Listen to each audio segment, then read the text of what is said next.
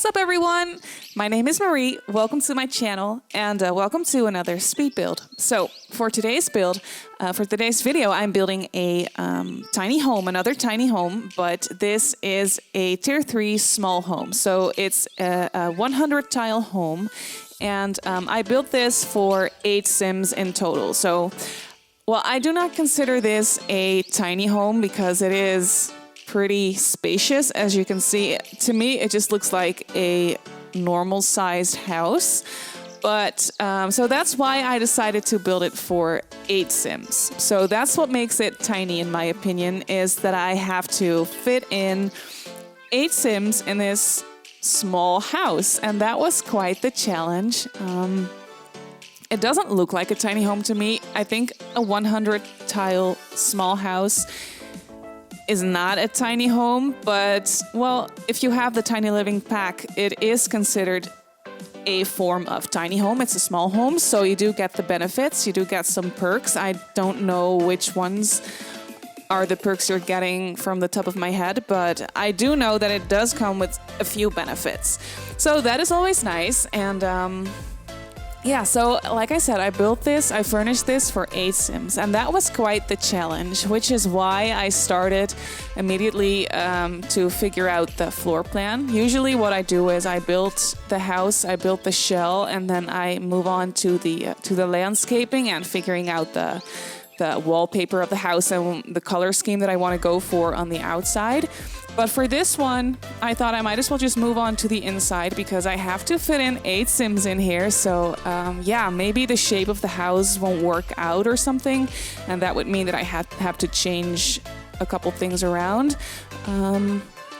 So yeah, I moved on to the floor plan of the house, but it did turn out to be very easy. I don't know. I didn't really think of the shape of the house ahead of time. I didn't really use any inspiration photos or anything. I just started building. I knew that I wanted it to look like like a cute little suburban home, I think. So that's really what I went for. I just started moving around some boxes, you know. And yeah, that's how the shape of the house turned out to be. And I'm really enjoying the shape of the house. I don't know, I have never really built anything like this. I mean, I've built suburban looking homes before, but yeah, I don't know. This is just looking like something else. And I'm really enjoying the shape of this. I think it's really cute.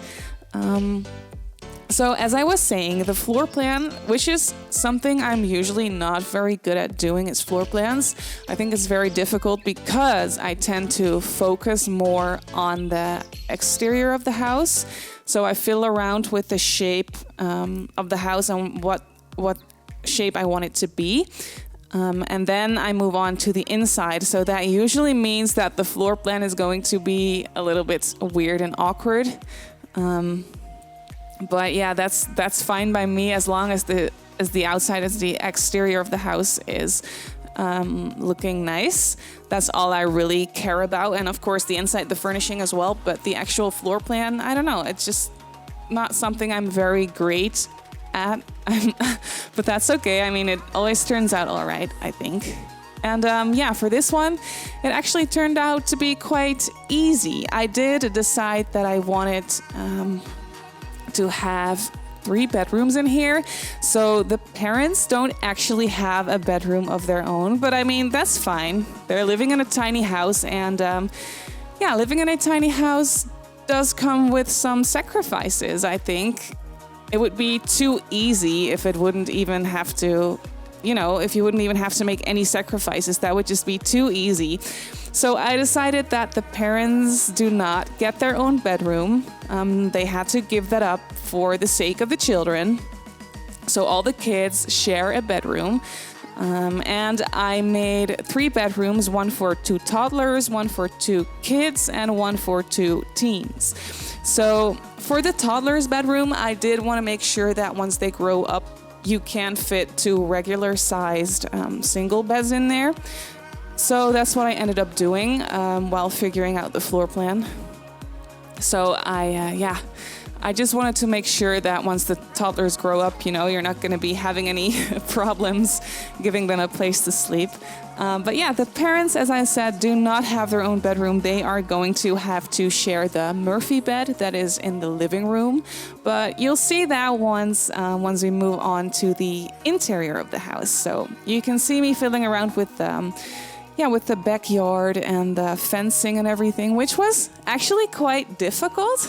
I don't know why exactly that was so... Oh, actually, I do know why. Because I tend to not really ever close off the backyards of my homes.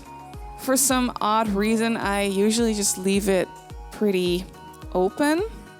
But for this house, I wanted to try to actually close it off properly. Because, there's going to be kids running around in this house and also toddlers. And you do not want to lose them. So I thought it'd be fitting for this house to actually try and make a closed-off backyard for a change. So that's what I did. And it was a little bit difficult because I thought the fencing just looked so boxy and I didn't know what to do. And I just thought it was a really ugly looking. So that's when I started playing around with hedges. And I ended up using hedges around the whole backyard.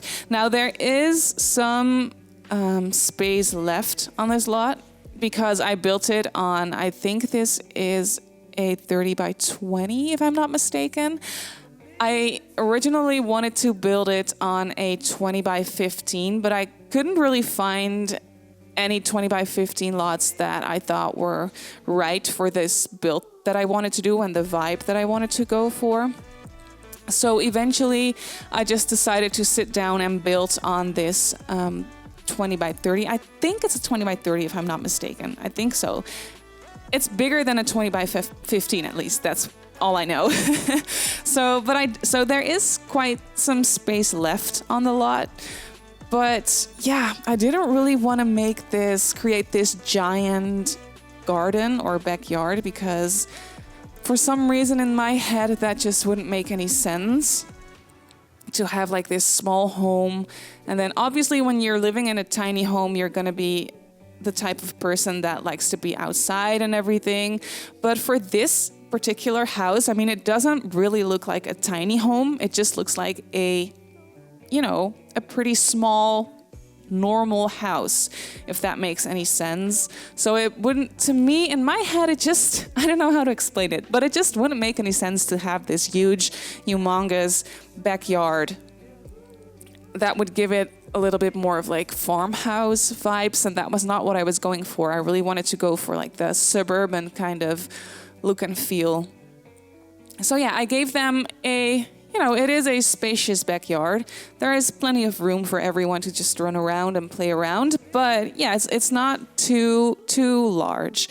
And I also, for once, created an actual driveway and I put a car there. It took me forever to find this car because I wanted to use like a car that looked kind of like a minivan so that it at least looks like you can fit like maybe 6 Sims in there.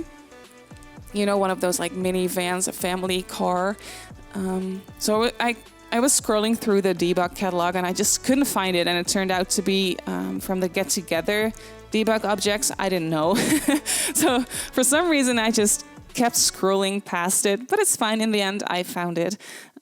So yeah, I don't know. I just really like the vibe of this house. I usually don't really create like driveways and actually like proper paths up to the front door and everything. I don't know. For some reason, this turned out to look quite neat and still really playful and colorful on the outside, which is something that I really enjoyed. So now as you can see, I moved on to the interior of the house, and yeah, I found this cute little nook on the inside of the house that I originally thought I would like put the Murphy bed in here. But then in the end, I don't know, I started decorating and I was like, no, you know what? This is where the kitchen is going to be. It just looks so like it's a perfect little corner for a kitchen, in my opinion. So yeah, I just started doing that, and then I put a dining table that has 4 normal chairs and 1 high chair. So definitely not all of the Sims can sit there and eat at the same time. But you know, how realistic is it to have all of your 8 Sims sit down and eat at the same time? I personally have never actually played with an 8 Sim household. Just the thought of it stresses me out for some reason, which is kind of the reason why I think I should try it sometime. Maybe it would turn out to be really fun. I don't know. Have you ever played with an 8 Sim household? Please let me know if you do that and if you have any experience with it. And if you like it, well, obviously you probably do if you keep doing it, but yeah, just let me know if you have any experiences with 8 Sim households. I think it would be very stressful, but still really fun at the same time, I think. So yeah, I just think this kitchen is very cute and bright and neutral looking. I don't know, I just went for a neutral color scheme in here, but still very it's pretty warm and cute and cozy looking in my opinion. So yeah, and I only put 1 high chair, even though I made a bedroom for 2 toddlers, so you could fit in 2 toddlers in here. But personally, whenever I have toddlers in my game, I don't really ever play with high chairs. I don't know how that is for anyone else, but I find them to be a little bit annoying and a little bit glitchy in a way. I don't know why. It's just, for some reason, it feels like it always takes so much time for your Sim to actually pick up the toddler and put them in a high chair and give them food. And it always stresses me out because my toddler is always hungry by the time I want to put them in a high chair. And then it takes forever to actually put them in there and give them food. And it just stresses me out. So I usually just end up taking out some leftovers out of the fridge, putting them on a counter, and have your toddler just pick up a serving, which, I mean, that's not realistic at all. That doesn't really make any sense. How could a toddler pick up a plate from the countertop? That doesn't make any sense.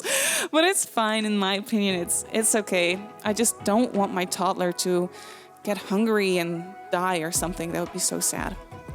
So, you know, that's why I only put in 1 high chair. If you want more, I mean, obviously, if you're going to play in this house, you're going to be, I imagine that you would change it around to whatever you need for whatever Sims you have in your household. Maybe you do not have any toddlers, or maybe you have 4 toddlers. I mean, that would be a nightmare. But I don't know, what kind of household you're playing with. So I just thought it would make most sense to just create rooms for 2 of every age category, if that makes any sense. So you just saw me decorate a little play area and just a little sitting area with the Murphy bed, and everything fully functions. I play tested the Murphy bed, and it all works. It's just that your Sim, once the bed is actually down, your Sim can't get to the right side of it. So, but for me, the scoot over trick works. So you can just have your Sim sleep in there and just scoot over and then have the other one lay next to the Sim that's already in the bed. Or you can just, I don't know, teleport them real quick to the other side of the bed and have them hop in. But this was the place for the Murphy bed that definitely made the most sense. It took me 10 minutes to figure out where I wanted to place the Murphy bed, where it would make most sense. And you could still just, walk around it and have it not block anything, which was quite difficult. But yeah, this was definitely the place for it that made most sense. And I did actually make 2 bathrooms in this house, because for some reason I could have saved lots of space if I had just put in 1 bathroom. But if you're playing with 8 Sims, 1 bathroom is gonna be a nightmare. I mean, I don't even want to think about it. It stresses me out already. So I did make sure that there is a bathroom on the first floor and there is a bathroom on the ground floor. And in this bathroom on the ground floor that you just saw, I did put in a shower tub combo, because your toddlers are are gonna need a bathtub. So I just made sure that everything that you need for your toddlers is on the ground floor. So the toddler's bedroom is also here on the ground floor. And there's a potty in here, which I know it's kind of gross to have the potty in the in the bedroom, but there is no space for it anywhere else. So I decided to just put it in their bedroom, and you're just gonna have to clean it out every time if you don't want your toddlers to be sleeping in a very nasty bedroom with a dirty potty in there. But I think that's fine. So yeah, this is their little bedroom. I made sure to put like lots of toys everywhere for them to have stuff to do. And I also put a little tablet up there, as you can see, for the toddlers. Oh yeah, here I thought it was a great plan to just put a little coffee table there, because I thought, why is this looking so empty? Let me just put a little coffee table there. And then I realized later, of course I can't put a coffee table there because it's the Murphy bed. It needs to have enough space to be able to go down. So I ended up deleting that. I did not record that, I don't think. But if you go ahead and download this house off the gallery, you'll see that I deleted the little coffee table in order for the Murphy bed to work. And here on the landing area that you just saw, I did put a little poof with some books on top, but I ended up deleting that as well, and I put an easel there instead. I don't think I recorded that either, but I thought I should put some more skill building items in this house, because you're going to have lots of Sims, and maybe you're going to be using this house for like the 100 baby challenge or something, and then you would definitely need lots of skill building items. So I made sure to put an easel in the house, and this bedroom is for the kids. I decorated this one for the kids. I think it's a very fun color scheme. I was actually furnishing this without any wallpaper. That's something that I tend to do from time to time when I'm just not sure what color scheme I want to go for. I can just sit there for hours and scroll through the wallpapers, not knowing what to pick. But if I just start decorating the house first, then the colors will come together, and then I can eventually pick a wallpaper that matches the furniture, and that makes way more sense in my opinion. So yeah, that's something that I do from time to time if I'm just not sure what color scheme I wanted to go for. And I think the color scheme in this bedroom is very fun. There's lots of bright colors in here, and lots of different wood tones, and yeah, I really like the orange and the blue. I think that's such a beautiful combination, such a beautiful color combination. And then I ended up putting a bright yellow and a dark blue accent wall in that bedroom, and I think that just really makes it so much fun. It's so colorful, but still, well, it is a very busy looking room, but not too busy in my opinion, at least not for children. So up here, this is the bedroom for the teens that I decorated. For any of the kids or the parents, I didn't really have any specific gender in mind. So I just didn't really have any specific gender in mind. So I just decorated it for like any teen could sleep in this bedroom. It doesn't really matter in my opinion. And in here, I also tried to go for a bright color scheme, but a little bit more toned down compared to the children's bedroom. It's a little bit more mature looking, and I think the tiny living single beds are perfect. I just think the sheets on there are so beautiful. I really enjoy those beds. And I used a closet or a dresser from University. It's from University. I had to think about it for a second. It's been a while since I played with any university-related things, but I really like the furniture, the University IKEA-looking furniture. It's perfect for a family home, in my opinion. So as far as the storyline for this house, I didn't really think about any specific storyline because, it's for 8 Sims, so yeah. I just didn't really know what to go with. But I did think that this is for like maybe 2 parents who have maybe like 2 or 3 kids of their own and are a foster family to some other kids. I think they are the kind of people that just really want to do good and really want to provide a home for kids or teens that need it, even though they are not